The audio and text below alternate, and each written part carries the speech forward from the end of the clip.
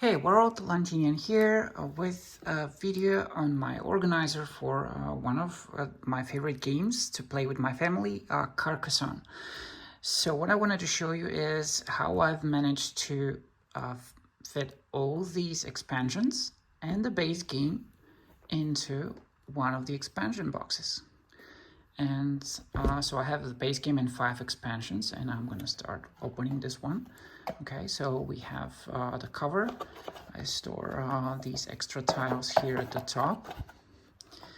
Then we have the scoring board, which if you cut carefully, you can fold in half and you lose no extra functionality. And then we have this setup. So we have 2 main trays. And then we have some individual trays. I'm going to start with the smaller ones. So we'll take this one first. I rarely played with these components. They are the tokens, and like the dragon and princess, and some other things that are very competitive.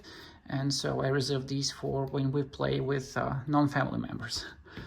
And then we have an individual tray for each player meepos. So this is the black one. This is the only one I painted since it's difficult to print on a black sheet of paper. And so all the other ones are the original color of the paper. Now, this paper is the one I recommend for making these components. It's craft paper.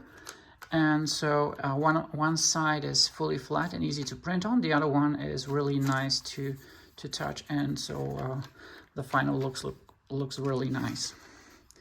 Okay, so let's take these out. By the way, there is a special way to fit all the components in, and you have to play around to find out, but if you do make them, that's a cool challenge.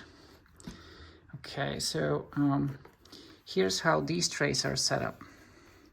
So the top 3 tiles are for the river. So we have 1, 2, 3, 4 times 2, 8 times 3, 24 tiles related to the river. They are just on the top. So let's say we set all these tiles up to get the sense of the board and how it will be positioned on the table. Then we can position this like that. And we just take out the top part, and we can position one of these towers on each side of the table. And yeah, that saves a lot of space. You can pre-mix them, and will save you even a lot of setup time. Okay, so we have that second tray, and then I store all the materials like guides and everything below, since I'm familiar with them and I don't really need to use them in the game.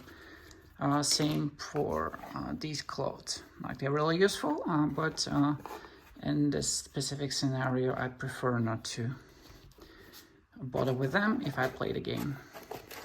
And that's it. So a little bit more about how I've made the components. So I'm gonna have the files for all these blueprints linked below. And so a quick run through them. So this one corresponds to that box. So you have the inside part, which is here, and then you have the outside of the box, which is the rest. And so we have the blueprint for the individual trays. There's 2 per sheet. And then, of course, finally, we have the main trays, which consists of 2 pages. So half of that, and then 2 of those pages make up one of those trays. And that's it. Hope you enjoyed this. Hope you find it useful. Again, I recommend craft paper like this one. You can see it has some really cool grooves. And then the only thing you need is paper glue like glue stick. So thanks for watching. I hope you enjoy the game of Carcassonne as much as I do, and hope you organize it as well as I do.